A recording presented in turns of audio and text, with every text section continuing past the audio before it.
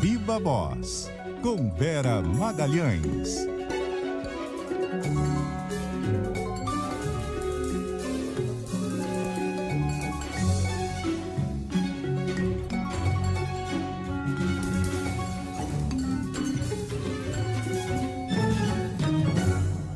Oi, Vera, boa noite, tudo bom? Oi, Carol, boa noite para você, boa noite a todos, boa noite principalmente aos nossos ouvintes e espectadores que estão aqui na cidade de São Paulo, que hoje faz 468 anos. E parabéns para vocês, paulistanos. Já vi que você botou várias fotos bonitas no Instagram, dando parabéns para São Paulo, muito legal. E São Paulo, que sempre em toda eleição é um estado-chave, né? A principal capital do país, e nessa eleição não está sendo diferente, né, Vera? Exatamente, Carol. Me chamou a atenção, até pela efeméride, né, que nessas conversas que eu tive desde que eu voltei de férias, esse fator paulista começou a ser levado em consideração, né? E aí é paulista e também paulistano, porque é na cidade de São Paulo que se concentram os principais caciques, ali as principais forças políticas que negociam esse momento da campanha eleitoral, que é um momento de decantação de candidaturas, de definição de estratégias, de composição de equipes de marketing, de equipes de composição de programas econômicos, e tudo isso tem São Paulo como um epicentro muito forte. Então, tem acontecimentos em todos os QGs eleitorais que mostram um momento de foco dos candidatos na cidade e no estado aqui de São Paulo. E eu separei algumas dessas conversas, alguns desses bastidores, para informar aqui para os nossos ouvintes e para quem nos assiste, para saberem como está esse momento paulicêntrico da campanha. Começando pela Simone Tebet, que está cumprindo a agenda em São Paulo essa semana. Está engrenando mesmo essa candidatura da Simone Tebet? No começo eu achei que ela mesma estava um pouco reticente e tal, mas agora está procurando alguns interlocutores, né? Exato, Carol. É uma candidatura que busca engrenar. Ela precisa ganhar alguma solidez nas campanhas para tornar a sua candidatura mais ou menos um fato consumado no MDB. O MDB tem aquela sempre eterna pecha de ser um partido que não leva adiante as suas candidaturas presidenciais. Teve algumas candidaturas desde a redemocratização, nenhuma delas com chance efetivamente, a última delas praticamente uma candidatura boutique dentro do partido. É como se o Henrique Meirelles tivesse alugado ali um slot do MDB para bancar a própria candidatura e assim realizar um sonho que ele tinha de ser candidato à presidência.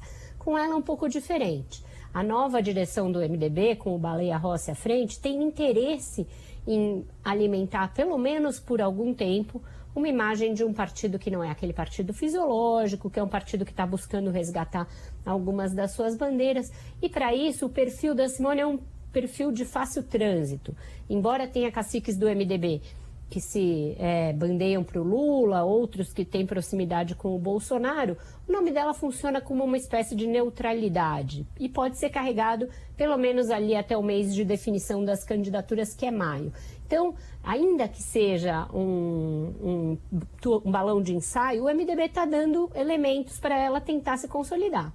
Entre eles, uma equipe de marketing. É uma equipe de marketing com um viés paulistano.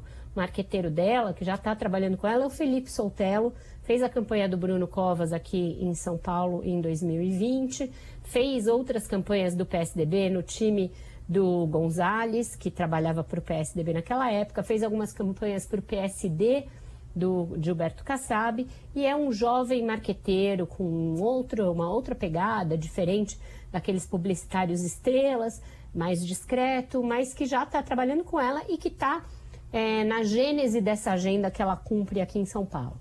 O objetivo dela é se tornar mais conhecida, então ela vai ter um giro na capital, deve visitar uma favela aqui, ou Paraisópolis ou Heliópolis, vai participar de um encontro de mulheres que a ex-prefeita Marta Suplicy está organizando, a Marta que está na cabeça da campanha do Lula, mas tem um bracinho, uma perna ali no MDB, ela é secretária do prefeito Ricardo Nunes. E esse fato de o MDB ter a principal capital, a prefeitura da principal capital, por uma circunstância que foi a morte do Bruno Covas, mas está com o MDB hoje, também torna São Paulo um palco importante para esse ensaio de candidatura da Simone Tebet, Carol. Pois é, e falando na Marta Suplicy, ela e Fernando Haddad têm peso crucial nas articulações na campanha do ex-presidente Lula.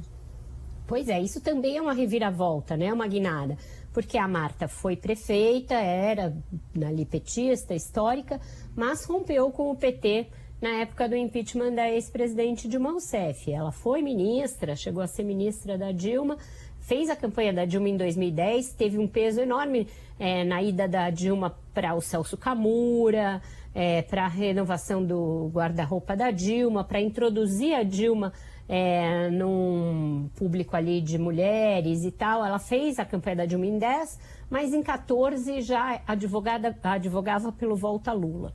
E aí depois saiu do PT para disputar as eleições de 2016, fez um caminho de afastamento do ex-presidente Lula, apoiou o impeachment, etc.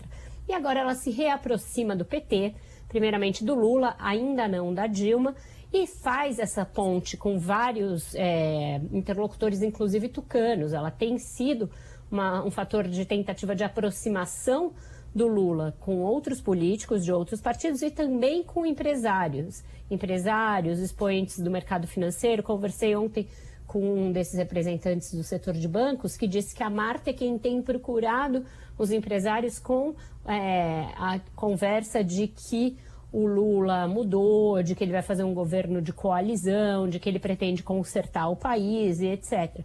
Então, ela está tendo de novo uma força de aglutinação e trabalhando em conjunto com o Haddad, que é uma outra curiosidade, porque ele a sucedeu ali, depois de algum tempo, foi o próximo prefeito petista depois dela. Lógico que teve 2 governos do PSDB e do Kassab no meio, mas eles sempre se bicaram um pouco.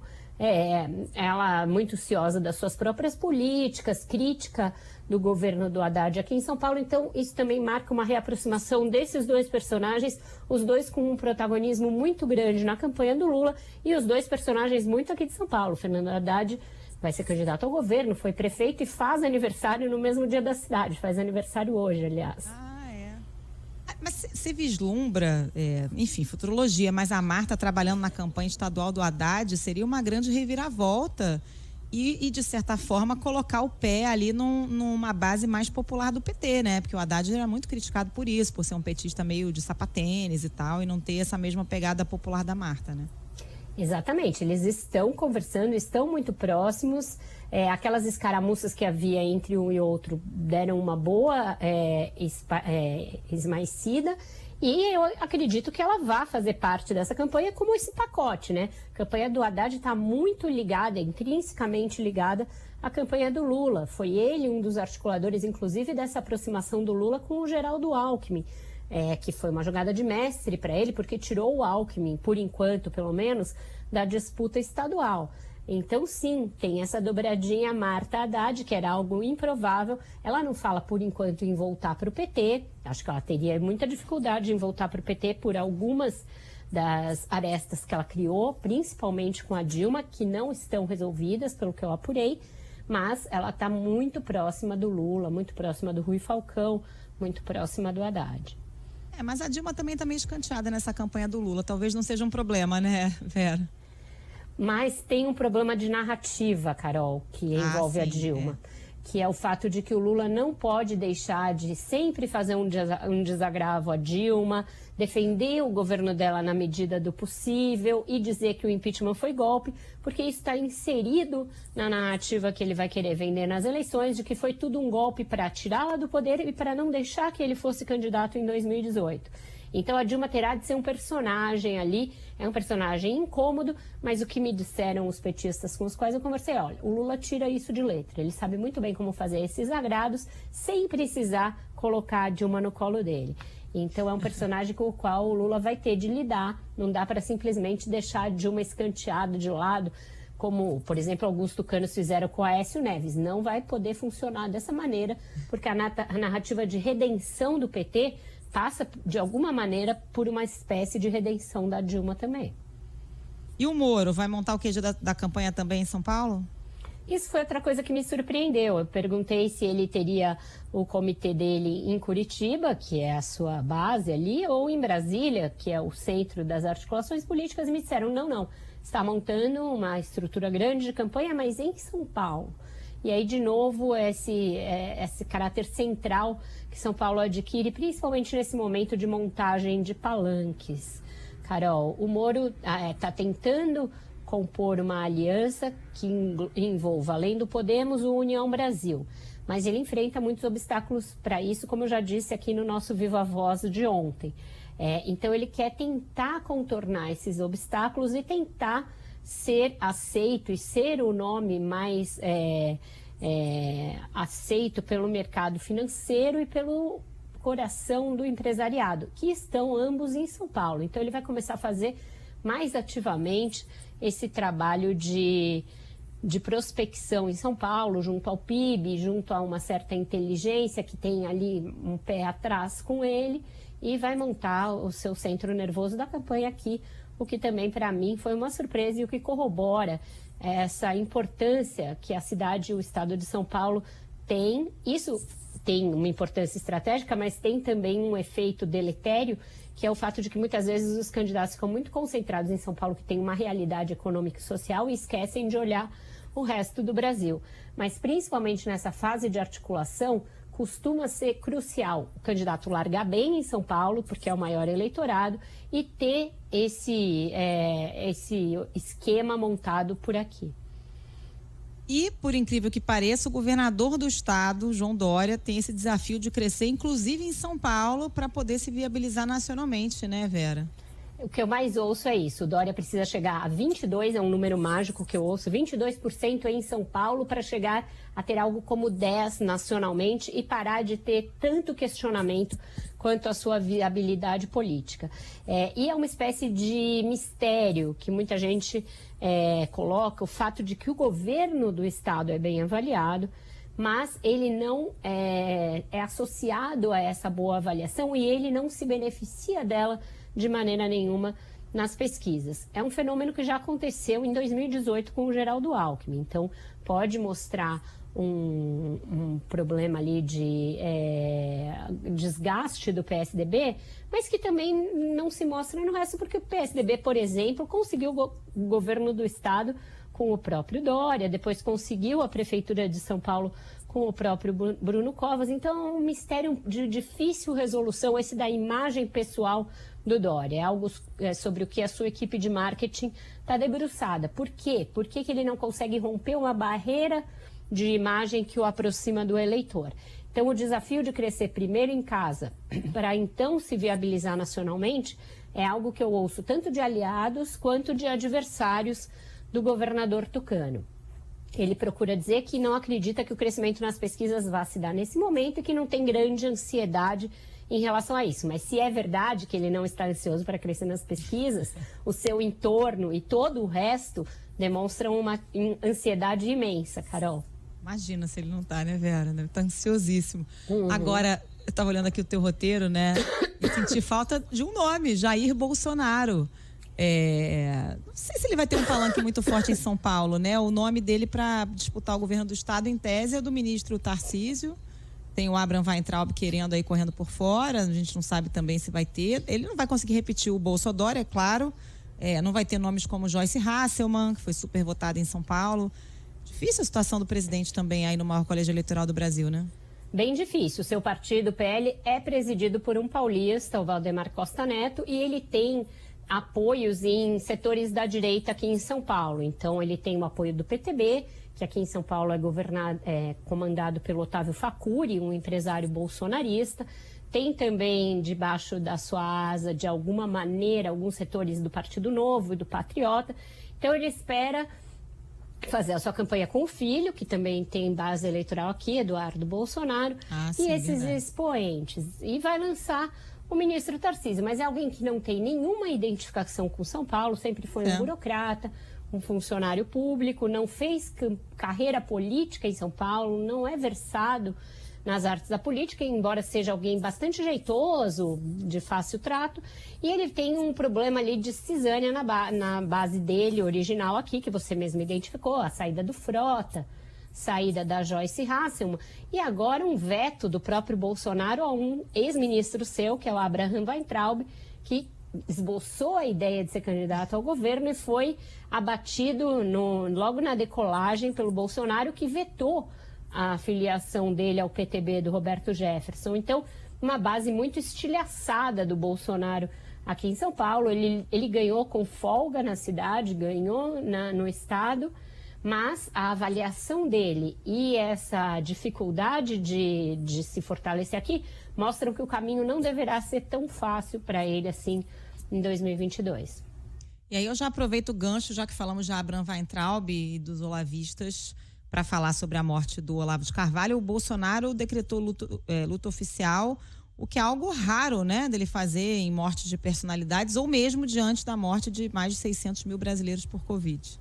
Exato, não o fez na pandemia em nenhum momento, em nenhum dos marcos tristes que a pandemia foi criando, né, de 100 mil mortos, 200 mil, mais de 600 mil, e não fez na morte de personalidades de grande expressão, tanto da vida acadêmica quanto da vida artística do Brasil. Então, o faz de novo mostrando que o governo, na visão do presidente Jair Bolsonaro, é algo extremamente personalista, voltado aos seus interesses, à sua visão de mundo, ao seu viés ideológico.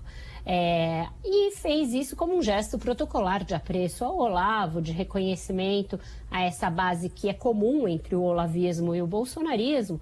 Mas a morte do Olavo, Carol, como eu falei mais cedo no Viva Voz do almoço e como eu escrevi no Globo, ela marca aí um período de declínio do olavismo como uma força importante de definição de políticas públicas, de diretrizes do governo Bolsonaro.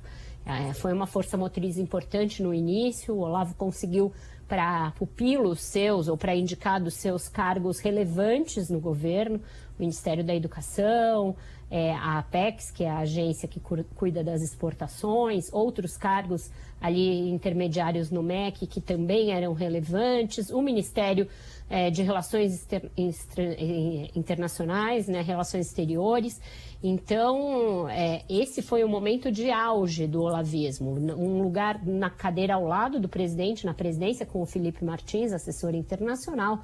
Por quê? Porque ele imaginava que o domínio da educação e da cultura, né, portanto a guerra cultural, e essa inclinação à direita da política externa brasileira eram pilares importantes para combater a esquerda, combater o esquerdismo, etc.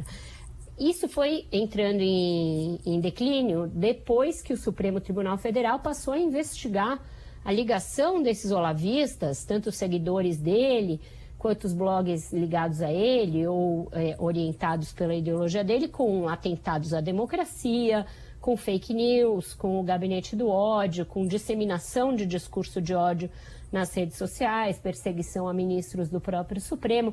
Então, essa força foi entrando em declínio. O Olavo, também sempre muito verborrágico, conseguiu arrumar confusão com os militares, o que foi um fator importante ali no primeiro ano, em 2019.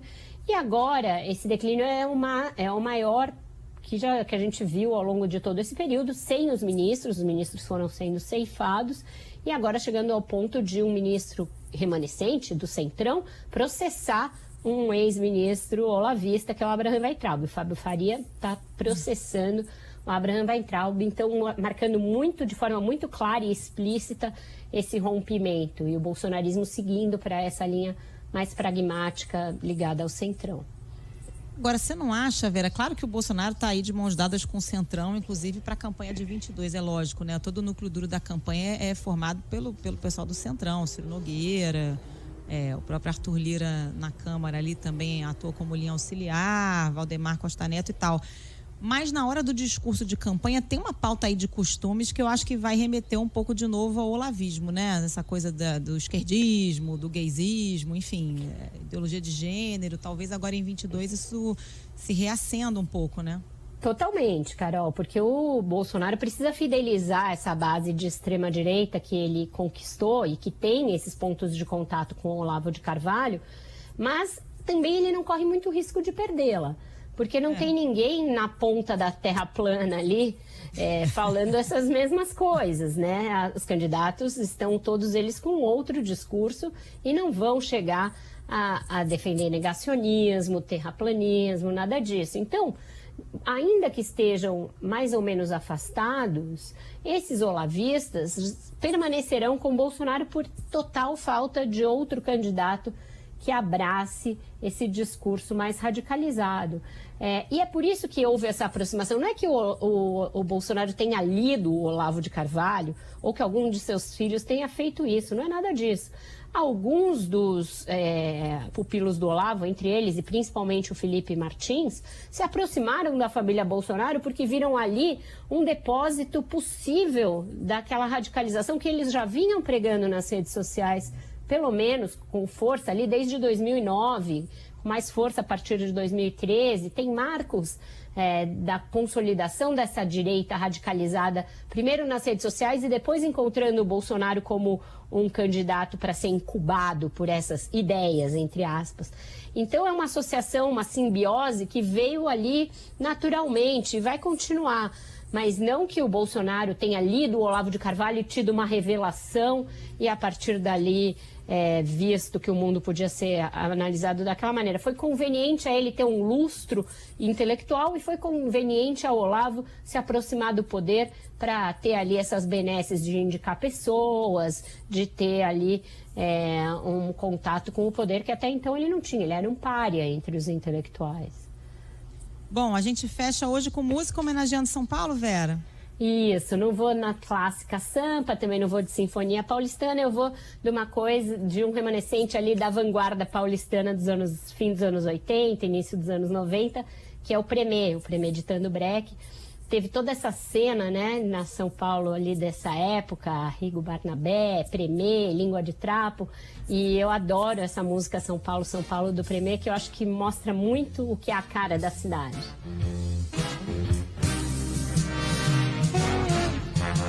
É sempre lindo andar na cidade de São Paulo. O clima engana, a vida é grana em São Paulo. Eita, que já me deu saudade de São Paulo. Você, aliás, turistou mais por São Paulo que qualquer paulistano nos últimos tempos. Eu ouvi de vários paulistas que eu fui a exposições que os paulistas ainda não conseguiram ir. Mas eu voltarei em breve. Então venha, que a gente tá com saudade. Beijo, Vera. Até amanhã. Tchau, Carol. Até amanhã.